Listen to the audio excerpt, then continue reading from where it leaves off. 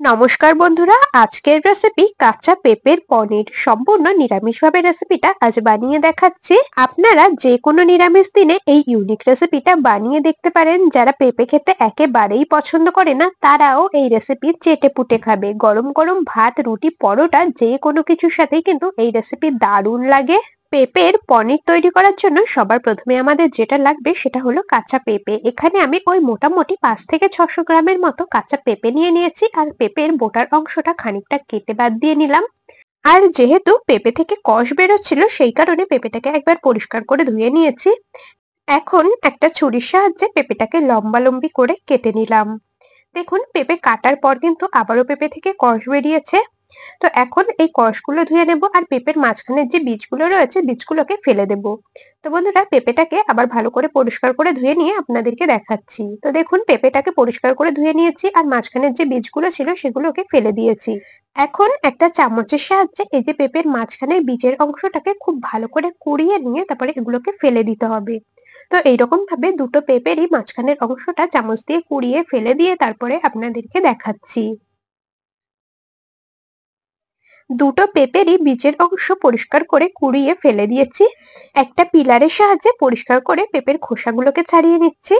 আর এই যে খোসার সবুজ অংশ যেন পেঁপের মধ্যে একটুও না থাকে, অবশ্যই কিন্তু সেদিকে খেয়াল রাখতে হবে। বেশ মোটা করে কিন্তু পেঁপের খোসাটাকে ছাড়িয়ে নিতে হবে। চাইলে আপনারা বটি দিয়েও ছাড়িয়ে নিতে পারেন, তবে আমি পিলারের সাহায্যেই পেঁপের খোসা ছাড়িয়ে নিচ্ছি। তো দেখুন বন্ধুরা, 2 টুকরো পেঁপেরই খোসা পরিষ্কার করে ছাড়িয়ে নিয়েছি, আর এখন এগুলোকে ছুরির সাহায্যে ছোট ছোট টুকরো করে কেটে নেব। আবারও বলছি, আপনারা চাইলে বটি দিয়েও কিন্তু এই কাজগুলোকে কমপ্লিট করে নিতে পারেন। আমি ছুরি দিয়েই পেঁপেগুলোকে কেটে নিচ্ছি। যতটা সম্ভব ছোট ছোট টুকরো করে কেটে নেওয়ার চেষ্টা করবেন। পেঁপেগুলোকে ছোট ছোট টুকরো করে কাটতে থাকি, আর এই সময়টা আপনারা কিন্তু অবশ্যই আমাকে কমেন্টসে জানিয়ে যাবেন আপনারা কে কোন জায়গা থেকে আমার আজকের এই রেসিপিটা দেখছেন, তবেই না আমি আপনাদের কমেন্টসে ধন্যবাদ জানাতে পারবো। আপনাদের সাথে কথা বলতে বলতে এদিকে সমস্ত পেঁপেগুলোকে এরকম ছোট ছোট টুকরো করে কেটে নিয়েছি, আর এখন এগুলোকে একটা পাত্রে তুলে রাখবো। যেহেতু পেঁপে কাটার আগেই পরিষ্কার করে আমি ধুয়ে নিয়েছি, সেজন্য আর কাটার পরে পেঁপেগুলোকে ধুচ্ছি না।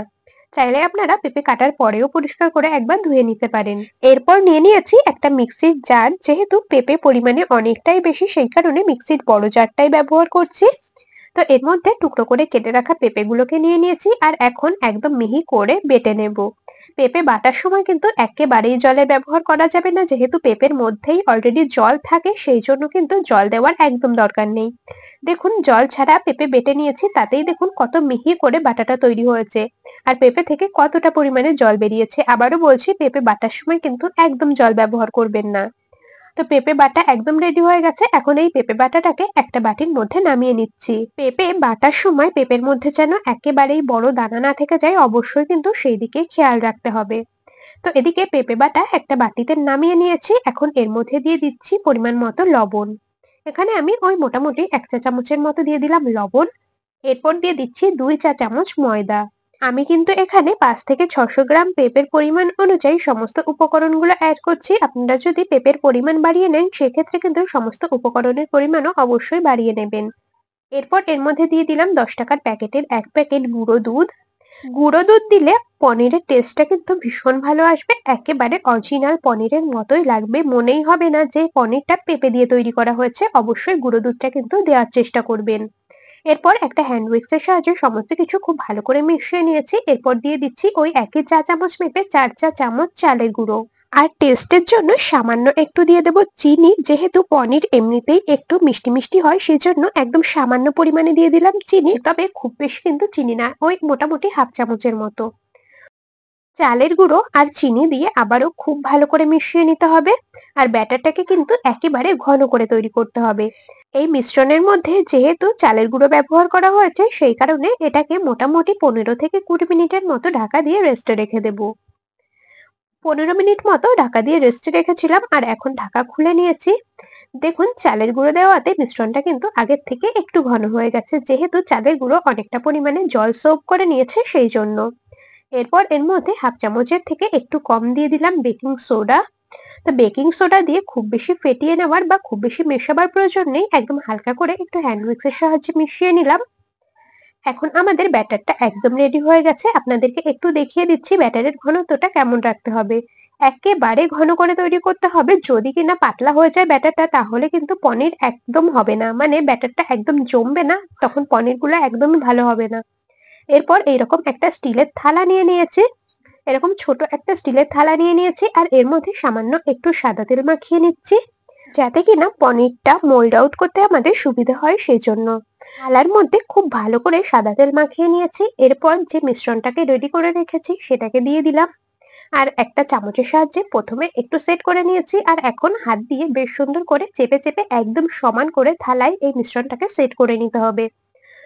মিশ্রণটাকে থালায় সুন্দরভাবে সেট করে নিয়েছি, এখন এটাকে সাইডে সরিয়ে রাখবো। এদিকে ওভেনে একটা কড়াই বসিয়ে বেশ খানিকটা পরিমাণে জল দিয়ে দিয়েছি আর এর মধ্যে একটা স্ট্যান্ড বসিয়ে দেব। জলটা খুব ভালো করে গরম করে নিয়ে মিশ্রণের যে থালাটা রেডি করে রেখেছি সেটাকে বসিয়ে দিতে হবে আর এটাকে এখন মোটামুটি 30 মিনিটের মতো ভাপিয়ে নেব, যাতে এই মিশ্রণটা একদম সুন্দরভাবে জমাট বেঁধে যায়। ঢাকা দিয়ে একদম লো টু মিডিয়াম ফ্লেমে ভাপিয়ে নিতে হবে। 15 থেকে 20 মিনিট ভাপিয়ে নেওয়ার পর চলে এলাম আর এখন ঢাকা খুলে একটু চেক করে নিচ্ছি। দেখুন এখনো কিন্তু মিশ্রণটা অনেকটাই নরম রয়েছে। এখনো কিছুক্ষণের জন্য এটাকে ভাপিয়ে নেব। মোটামুটি 30 থেকে 35 মিনিট মতো ভাপিয়ে নিলেই দেখবেন মিশ্রণটা একদম সুন্দরভাবে জমে গেছে। তো 30 মিনিট পর এখন ঢাকা খুলে নিচ্ছি, দেখতেই পাচ্ছেন কত সুন্দরভাবে মিশ্রণটা জমে গেছে। এখন এটাকে নামিয়ে নিয়ে খুব ভালো করে ঠান্ডা করে নেব। খুব ভালো করে এটাকে ঠান্ডা করে নিয়েছি আর দেখতেই পাচ্ছেন কত সুন্দরভাবে এটা জমাট বেঁধেছে। এখন এটাকে পনিরের মতো ছোট ছোট পিস করে কেটে নেব। আপনারা নিজেদের পছন্দ মতো যে কোনো শেপে কেটে নিতে পারেন, তবে আমি চৌকো চৌকো শেপ করেই এটাকে কেটে নিচ্ছি। পনিরটাকে কাটতে কাটতে প্রতিদিনকার মতো আজও আপনাদের সাথে একটা কথা শেয়ার করে নিই। আপনারা আমার আজকের এই রেসিপিটা যদি ইউটিউব চ্যানেল থেকে দেখে থাকেন তবে চ্যানেলটি সাবস্ক্রাইব করে বেল নোটিফিকেশন অলে সেভ করে রাখবেন, আর যদি ফেসবুক পেজ থেকে দেখে থাকেন তবে পেজটিকে ফলো করে রাখবেন এরকম আরো দারুণ দারুণ রেসিপির আপডেট সবার আগে পাওয়ার জন্য। আপনাদের সাথে কথা বলতে বলতে এদিকে পনিরগুলোকে ছোট ছোট পিস করে কেটে নিয়েছি আর দেখে দেখুন কেউ বলবেই না যে পনিরগুলো পেঁপে দিয়ে তৈরি করা হয়েছে, দেখতে এতটাই সুন্দর লাগছে। আর দেখুন পনিরগুলো কতটা নরম হয়েছে আপনাদেরকে একটা দেখিয়েও দিচ্ছি। তো দেখতেই পাচ্ছেন পনিরগুলো ঠিক কতটা সফট হয়েছে। পনির রান্নার পরও কিন্তু ঠিক এই রকমটাই সফট থাকে। যেহেতু পনিরের মধ্যে আগে থেকেই আমি লবণের ব্যবহার করেছি সেই জন্য এর মধ্যে আর এখন লবণ দিচ্ছি না, সামান্য একটু হলুদ গুঁড়ো দিয়ে পনিরগুলোকে খুব ভালো করে মেখে নিচ্ছি। হলুদ গুঁড়ো দিয়ে পনির খুব ভালো করে মেখে নিয়েছি, এখন এটাকে সাইডে সরিয়ে রাখবো। এদিকে ওভেনে একটা ফ্রাইং প্যান বসিয়ে দিয়ে তাতে বেশ খানিকটা পরিমাণে দিয়ে দিলাম সাদা তেল। তেল খুব ভালো করে গরম করে নিয়েছি, এখন এর মধ্যে পনিরগুলোকে দিয়ে দেবো আর পনিরগুলো দুটো পাশ বেশ লাল লাল করে ভেজে নেব। আপনারা কারা কারা বাড়িতে এইরকম ভাবে পেঁপের পনির বা পেঁপের ধোকা বানিয়ে খেয়েছেন অবশ্যই কিন্তু আমাকে কমেন্টসে জানিয়ে যাবেন। যদি না খেয়ে থাকেন একবার বানিয়ে খেয়ে দেখতে পারেন, আশা করছি আপনাদেরও ভীষণ ভালো লাগবে। এদিকে প্রথম ব্যাচের পনিরগুলোকে দুটো পাশ বেশ লাল লাল করে ভেজে নিয়েছি, এখন এগুলোকে নামিয়ে নিচ্ছি আর এই একই রকম ভাবে দ্বিতীয় ব্যাচের পনিরগুলোকেও ভালোভাবে ভেজে তারপরে নামিয়ে নেব। দেখুন দ্বিতীয় ব্যাচের পনিরগুলোকেও খুব ভালো করে ভেজে নিয়েছি আর এগুলোকেও এখন নামিয়ে নিচ্ছি। আর পনিরগুলোকে দেখতে এতটাই ভালো লাগছে, দেখে কেউ বলবেই না যে পনিরগুলো পেঁপে দিয়ে তৈরি করা হয়েছে। পনিরটাকে নামিয়ে সাইডে সরিয়ে রাখলাম আর এখন গ্রেভিটা রেডি করার জন্য এখানে ছোট টুকরো 3 টুকরো নিয়েছি আদা, টেস্ট অনুযায়ী নিয়ে নিচ্ছি কাঁচা লঙ্কা, এখানে আমি 5টা কাঁচা লঙ্কা দিয়ে দিয়েছি। 1 চামচ দিয়ে দিচ্ছি গোটা জিরে আর দিয়ে দেবো কিছুটা পরিমাণে ধনেপাতা। সামান্য একটু জল দিয়ে একদম মিহি করে মশলাটাকে বেটে তৈরি করে নেব। রান্নাটাতে যেহেতু কিছুটা পরিমাণে আমি শুকনো লঙ্কার গুঁড়ো ব্যবহার করব সেই জন্য এখানে কাঁচা লঙ্কার পরিমাণটা অনেকটাই কম দিলাম। চাইলে আপনারা এখানে কাঁচা লঙ্কা শুকনো লঙ্কা মিশিয়েও কিন্তু রান্নাটা করতে পারেন, আবার শুধু শুকনো লঙ্কা দিয়েও রান্নাটা করতে পারেন। মশলাটা মিহি করে বেটে নিয়েছি আর এদিকে রান্নাটা করার জন্য ওভেনে একটা কড়াই বসিয়ে পরিমাণ মতো দিয়ে দিচ্ছি সর্ষের তেল। আপনারা চাইলে এখানে সর্ষের তেলের পরিবর্তে সাদা তেলও ব্যবহার করতে পারেন। ফোড়নে দিয়ে দিচ্ছি সামান্য একটু গোটা সাদা জিরে আর দিয়ে দিচ্ছি তেজপাতা আর শুকনো লঙ্কা। ফোড়ন থেকে সুন্দর ভাজা গন্ধ বেরোনো পর্যন্ত ফোড়নটাকে বেশ লাল লাল করে ভেজে নেব।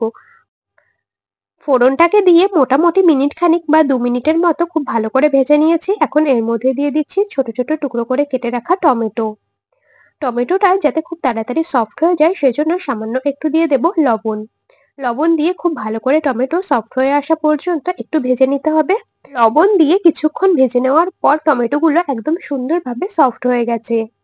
এই সময় এর মধ্যে দিয়ে দিতে হবে বেটে রাখা মসলা। আপনারা চাইলে মসলাটাকে কিন্তু শিলনোড়াতেও বেটে নিতে পারেন। তো মসলা দিয়ে মসলাটা খুব ভালো করে কষিয়ে নিতে হবে যতক্ষণ না মসলার কাঁচা গন্ধ যাচ্ছে আর মসলা থেকে তেল ছাড়ছে। এই সময় এর মধ্যে দিয়ে দিচ্ছি স্বাদ মতো শুকনো লঙ্কার গুঁড়ো। এখানে আমি ওই 1 চামচের মতো দিয়ে দিলাম শুকনো লঙ্কার গুঁড়ো, দিয়ে দিচ্ছি পরিমাণ মতো হলুদ গুঁড়ো আর স্বাদ মতো লবণ। এর আগেও যেহেতু পনিরগুলোকে তৈরি করার সময় লবণের ব্যবহার করা হয়েছে, টমেটোর মধ্যে লবণের ব্যবহার করা হয়েছে, অবশ্যই কিন্তু সেই কথা মাথায় রেখে এখানে লবণটা দিতে হবে। মসলা থেকে তেল ছাড়া পর্যন্ত, মসলার কাঁচা গন্ধ যাওয়া পর্যন্ত মসলাটা খুব ভালো করে কষিয়ে নেব। মসলা একদম সুন্দর করে কষিয়ে নিয়েছি। এখন দিয়ে দিচ্ছি পরিমাণ মতো জল। আপনারা যেই রকম গ্রেভি রাখবেন অবশ্যই সেই অনুযায়ী কিন্তু জল দিয়ে নেবেন। ঝোলটা একদম টকবক করে ফুটে আসা পর্যন্ত খুব ভালো করে এটাকে রান্না করে নেব। তো হাই ফ্লেমে কিছুক্ষণ রান্না করার পরই দেখুন ঝোল একদম টকবক করে ফুটে এসেছে। এখন এর মধ্যে দিয়ে দিতে হবে ভেজে রাখা পনিরগুলোকে। তো পনিরগুলো গ্রেভির মধ্যে দিয়ে খুব ভালো করে একটু নেড়েচেড়ে মিশিয়ে নেব। আর একটা ঢাকনা দিয়ে ঢেকে মোটামুটি 5 থেকে 6 মিনিটের মতো মিডিয়াম ফ্লেমে এটাকে রান্না করে নেব। 5 থেকে 6 মিনিট মতো মিডিয়াম ফ্লেমে রান্না করে নিয়েছি আর এখন ঢাকাটাকে খুলে নিলাম। এখন আরো একবার আলতো হাতে একটু নেড়েচেড়ে নিচ্ছি। রান্নাটা আমাদের প্রায় হয়ে এসেছে। সবশেষে এর মধ্যে দিয়ে দিচ্ছি গরম মশলার গুঁড়ো আর হাফ চামচের মতো ঘি। ঘি আর গরম মসলা দিয়ে আলতো হাতে একটু নেড়েচেড়ে নিলেই রেসিপিটা কিন্তু আমাদের পরিবেশন করার জন্য একদম কমপ্লিট হয়ে যাবে। তো ঘি গরম মসলা দিয়ে আলতো হাতে একটু নেড়েচেড়ে নিলাম আর এখন গ্যাসের ফ্লেমটা আমি অফ করে দেব। তরকারিটাকে একটা বাটির মধ্যে নামিয়ে নিচ্ছি। গরম গরম ভাত, রুটি, পরোটা যে কোনো কিছুর সাথে এই পনিরের রেসিপি খেতে কিন্তু দুর্দান্ত লাগে। আপনারা অন্তত একবার এই রেসিপি বাড়িতে বানিয়ে খেয়ে দেখতে পারেন। আশা করছি আপনাদেরও ভীষণ ভালো লাগবে। রেসিপিটা সম্পূর্ণ দেখার পর আপনাদের কেমন লাগলো অবশ্যই কিন্তু কমেন্টসে জানিয়ে যাবেন। যদি ভালো লেগে থাকে তবে ভিডিওটিতে একটি লাইক আর বন্ধুদের মধ্যে অনেক অনেক শেয়ার করে দেওয়ার অনুরোধ রইল। আমার সকল বন্ধুদেরকে অসংখ্য ধন্যবাদ জানিয়ে আজ এখানেই শেষ করছি। আবার দেখা হবে পরবর্তী কোনো রেসিপির সাথে। ততক্ষণ সকলে ভালো থাকবেন, সুস্থ থাকবেন।